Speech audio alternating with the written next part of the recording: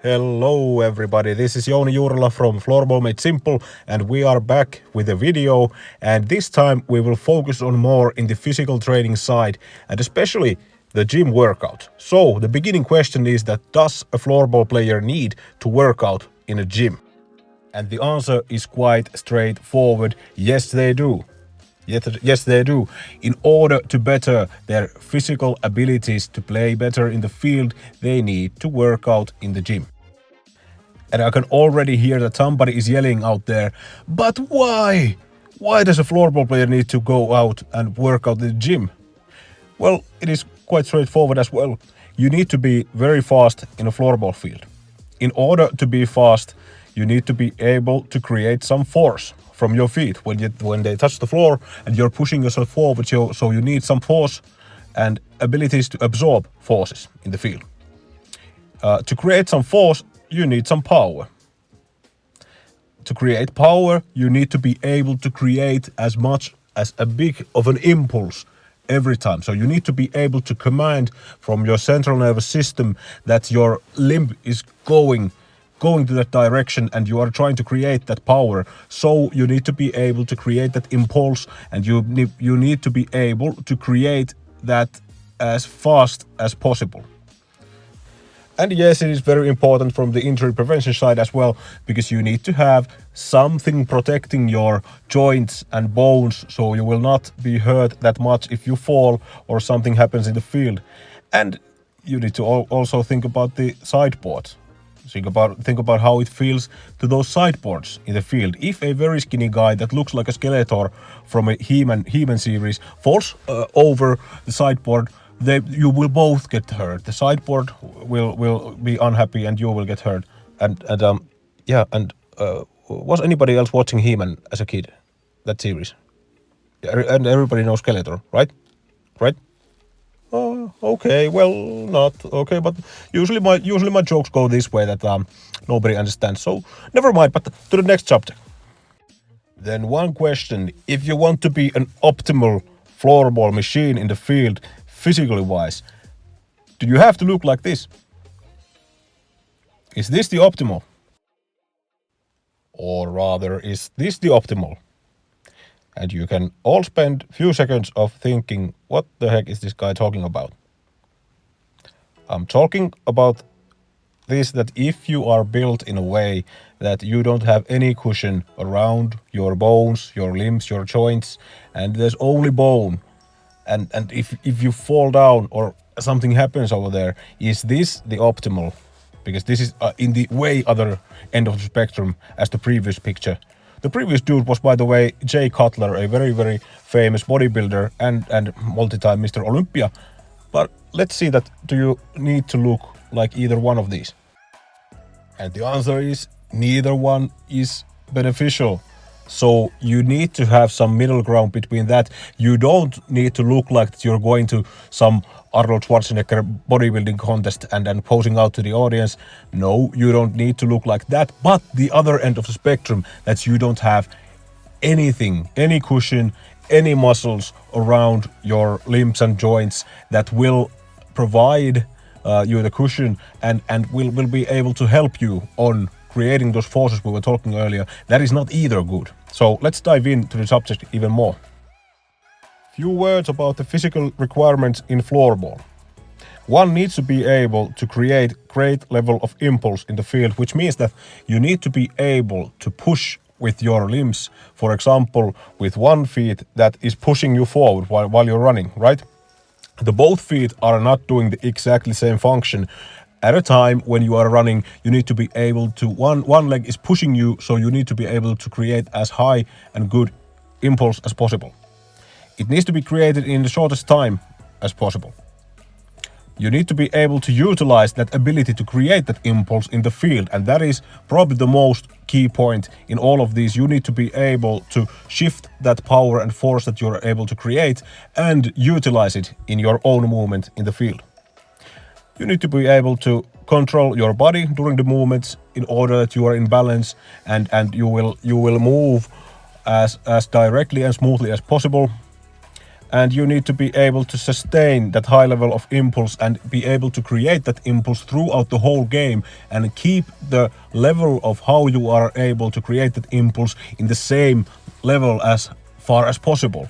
Nobody can do that till the game whole throughout the game at the same level, but as far as possible, and endurance abilities relate quite much to that. I'm also a certified personal trainer, by the way, so I'm not pulling this just out of my hat or something. But you need some resistance in order to be able to create that great level of impulse. It is impossible to do that without any proper resistance training. A floorball player just will not be able to play in a high level if you never touch a dumbbell or a barbell. So you need to be able to use heavy things sometimes in order to create that impulse capability. Calisthenics workouts are basically those where you do some body weight exercises. Yes, they are quite neat and you can get quite jacked while using those as well, but in my opinion you need some resistance training because that will give you faster results and it will create a better level of creating that impulse. All the bodyweight exercises, kettlebells, rubber bands, they are good accessories, but the basic ground level strength training and muscle gaining training with resistance is even better. You need to focus on hypertrophy and strength to get that level of creating the impulse. So there is only one solution. One needs to go to a gym if you want to achieve good things in floorball. And then, where do you need the meat around the bone? Well, all over the place. To be honest, you need to be able to have force all over your body. But why I am explaining this is that the players cannot only focus on the lower body muscles and only have force creating abilities in the lower section of your body. You need to be able to create force with your upper body as well. But the legs take most of the torque in the field, so they need to be really strong. And the muscles in there that need to be strong are quads, the femoral complex, hamstrings, and calves, and even the adductors. If you have very strong calves and you have a bunch of muscle in there, you will not most likely get that many ankle problems. If you have more muscle in the hamstrings and quads, you will most likely not have as much of a risk for ACL injuries. And if you have strong femoris muscles, you will most likely not have any pain or issues on the upper and frontal parts of your knee. That is not for certain, of course, but those reduce the risk level quite much. You will need to have much power in the abdominal muscles, which are either rotating your body, flexing your spine, and keeping your body still. And those muscles usually are the transversal abdominal muscles that go sideways in your stomach. So those need to be really strong, and the abdominal muscles are the ones that keep you together and still and are a huge part in creating force. Upper body, those pushing muscles especially need to be very strong.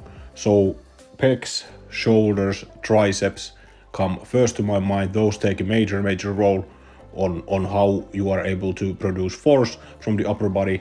But your back muscles are important as well. So you need to have a bunch of force producing capabilities in your lats, in your rhomboids, in your traps, and then in the erector trunci as well. So that means basically the long muscles that are extending your spine, that go right in both sides of your vertebrae. Then some pro tips if you are more advanced goer in the gym, so you can take some influence from these. But if you are a total newbie on a gym world, close your eyes, close your ears, and walk the dog or do something, because you don't want to hear these at this point. But if you are more advanced, and you're doing something that is done by one limb at a time, start with the weaker one, because the weaker one will demand you to concentrate more, and your central nervous system will get more tired faster when you're doing it with the weaker one. So focus on the weaker one first. Try to balance out the muscle differences and the strength differences between each limb, because if you are in well-balanced situation with your abilities between the limbs, you will be able to be stronger and faster. And if you cannot use the full or do the full set with the same high weight as you started with, don't do any rubbish reps in the end of the set with a bad form, but rather focus on the good form and good technique. So if you cannot do the full set, either decrease the weight to be low enough that you can do it with a good form, or either take a little rest, 10 seconds, 15 seconds, and then carry on with the set. So do a rest pause in the ending. Floorball requires player to be well in balance, so learn to recruit motor units from one limb at a time. But although you don't want to go totally nuts on that, so you need to be able to command your both limbs at the same time as well. But you will be able to balance out your feet, for example, better by doing one feet at a time, but you need to be cautious of that. You cannot go overboard with that. You need to be able to command both limbs also, and the whole body as a unit. And focus on the slow, controlled, eccentric phase, which means basically that control the stretch side, because it is been proven by recent studies that the stretch motion is more productive on hypertrophy than the concentric part of it. Okay, now all listen up. Let's go repeating down on these very basic terms in resistance training. Reps and repetitions. That means that how many times do you basically repeat the same movement within a set. A set is a group of repetitions you do in a row before taking a rest. Volume means how much of those sets you do for a certain muscle group per that training session. So how many sets you do, that creates the volume. Intensity means that how much resistance there is. In other words, how much weight there is in the bar from your maximum capability.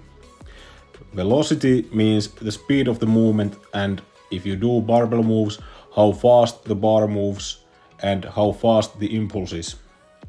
Tension means the feeling you get while your muscle is either contracting or stretching, and it means basically the feeling that you're squeezing the muscles and they are stretching and you're getting the pump into the muscle.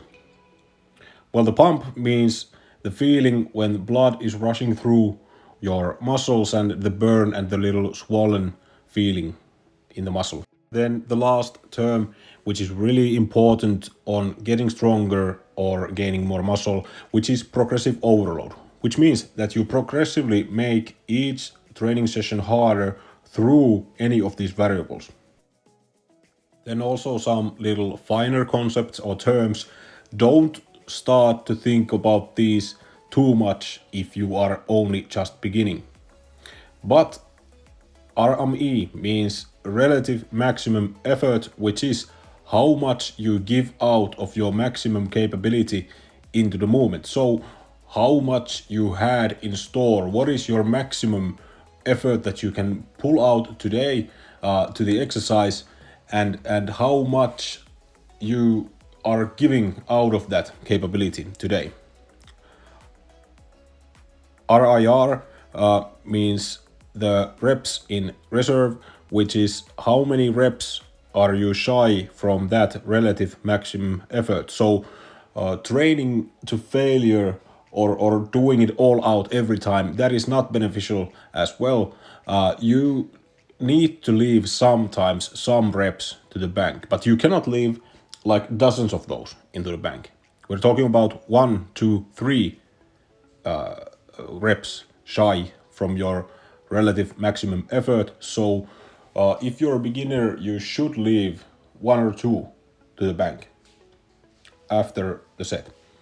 And then stimulus to fatigue ratio. This means that you get a certain level of stimulus from the movement. If you're doing it correctly, you have enough weight, you get some stimulus that will either make you grow muscle or get stronger, or both at the same time. But how fatiguing that movement is to your body.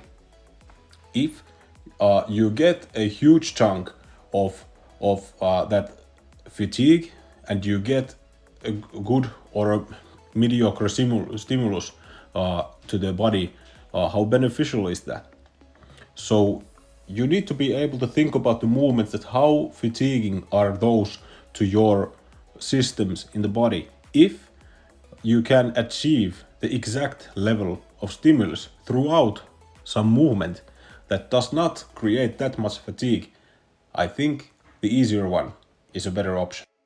Then more basic stuff about different goals that you can have in the weight training or resistance training. These are the sort of sections or areas of weight training and strength training that you can have.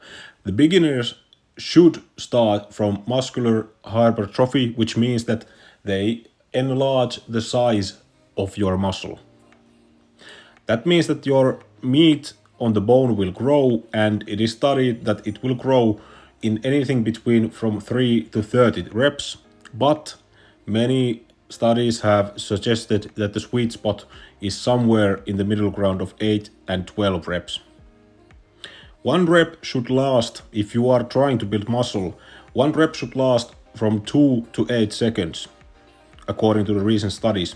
So you cannot do any super fast reps, because those will not be quite beneficial for muscle growth. If your intent is to grow muscle somewhere, you need to control the movement and have good form on that. That's the message. Stretch direction is more beneficial, as I previously said. It is more beneficial than the contraction movement. About the sets, how many sets should you do in a week per muscle group? Many studies have said that between 8 and 20 sets, if they're done properly and utilized in a good manner, 8 to 20 sets is the range which is an optimal. But it has also been said that anything from 10 to 15 sets per week is rather enough if the relative maximum effort is there when you're training. Basic level of strength training, that means anything that has reps of 3 to 6 rep range, and you have a high intensity on those ones. So much weight on the bar. And a very straightforward traditional example, 5x5 or 5x5 set will be really good on that. Then there is the maximum strength, where your rep range is anywhere from 1 to 4. Somebody might say 1 to 3, and you have huge loads on that, and you need that as well, that you can pull the absolute top of your abilities even higher. And then there are the speed strength related ways how you can train, and that means that there is higher velocity, little bit of the weight, and you then do them as explosively as possible and try to recruit as many motor units at the same time as possible and get a really fast impulse. And then there are the endurance related strength capabilities that you can also train, and those are usually done with the very long sets and low weights, and those are quite frankly not that beneficial for floorball training if you want to grow muscle and be stronger. And why I'm telling you this is that if you do only some circuit training where you are running around the gym and doing some lunges and stuff for minutes and minutes at a time, you will not be able to handle much weight on that, right? So you should focus on those where you can handle more weight. Then about different types of fatigue that you can get to your body if you are training for a long time with the wrong way. And this means basically that if you are doing too much of something, too much of similar, only one dimensional movement, you will get some of these fatigue levels. And those are, first is the worst one, systemic fatigue that comes from the central nervous system. That can come even if you have some cognitive, really hard stuff to handle. For example, burnout will create systemic fatigue. So it can come from the mind and from the brain as much as from your physical body. But systemic fatigue comes throughout if you do too much of hard, very high intensity working and you never take rest days or do those light, low intensity training sessions, then you will end up with systemic fatigue, and that takes a long time to recover from. Then there is the local fatigue. If you have done too much work or you are only working, for example, your legs, and you do them 5 times a week, you will most likely get some local fatigue to your legs. And then there is also a quite bad one, which is the axial fatigue, which means basically the fatigue that your vertebrae and your spine will have. You get a load on your back even by playing floorball in a hard field. So your back might feel stiff and your vertebrae might feel quite stiff, but if you do too much of squatting or deadlifting with a very high weight, you will end up with axial fatigue.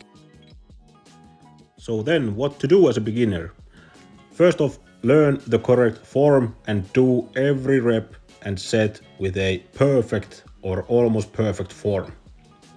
Learn the technique, do the good form. Don't change the movement patterns too often, which means that if you are totally a newbie on going to the gym, you need to first learn the basic movement patterns in order that you can be stronger on those. If you don't know how the movement will go, you will not most likely be quite powerful on that, right? Stay with the longer rep range of 10 to 12 reps because that is usually easier for a beginner to cope with, and that will create more hypertrophy. So in other words, growing muscle to you. Learn to feel how much there is in the tank. So learn to feel your body. It is really different for every one of us, but learn to feel on your body that how much did you put out today from your maximum capability. So learn with a long term, that takes for years and years, but learn to feel that how close did you go to that relative maximum effort.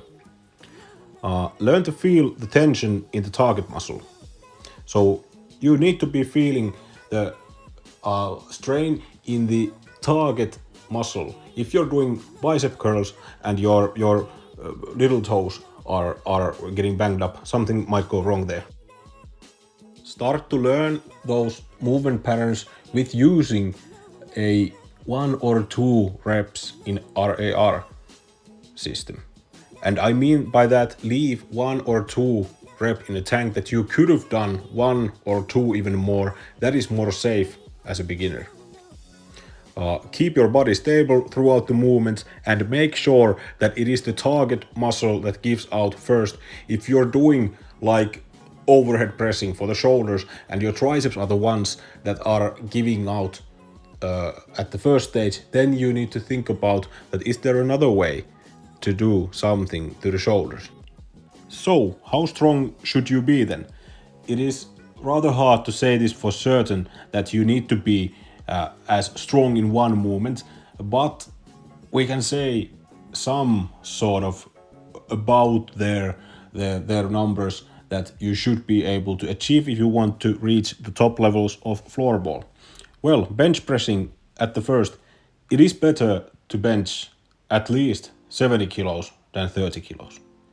So if you're not in the 70 kilos, start to increase the levels of force in your pecs and shoulders. It is better to squat 100 kilos than 40. If you squat 100, you most likely will be able to command your feet to be stronger and faster. But there's no need to squat 250, don't worry. Better to do pull-ups with 12 repetitions than 3 repetitions, because that tells a tale on how strong your back muscles are. If you're doing lunges, better to use 20 kilo dumbbells on both hands while you're doing those than to have nothing. So if you cannot do anything with additional weight on the lunges, start to increase that strength level in your feet. You should be able to go closer to that 20 kilo mark. If you do a barbell row, you should rather be doing it with a 60 kilogram maximum weight rather than only the bar. That also tells a tale about the strength levels in your back. But keep in mind, you're not going to be a power lifter or a bodybuilder, but strength gives you more possibilities to develop your speed and to handle those 1 versus 1 situations in the field. Then, if these subjects sounded like that this all is nonsense, or it sounds like that you have never heard anything of this before, ask for advices. Seek for people that have done these things before, have educated themselves, have experience on feeling those things with their own body. For example, your own floorball coach. If he cannot help you, ask your physical coach. If he cannot help you, find somebody that can help you from your own region or somewhere else that can help you on these matters. You can seek for information online from these things and take consultation from anybody at as early stage as possible in order for you to get to the right track. Because in the beginning phase, if you build the correct movement patterns and the correct form right in the beginning, you will have way less trouble with those wrong techniques later on, because the wrong technique is way longer to get out of your system and learn a new one. Okay, that was our video for today. So off to the gym we go. Every floorball player needs to do some sort of resistance training in order to have better possibilities to reach the top in this sport, to become better in your own environment, and to avoid any unnecessary injuries. If you haven't followed us on Instagram yet, follow us so you will keep on track when new content appears. And if you have any questions about floorball or training in this sport, please don't hesitate to ask. But thank you. Bye.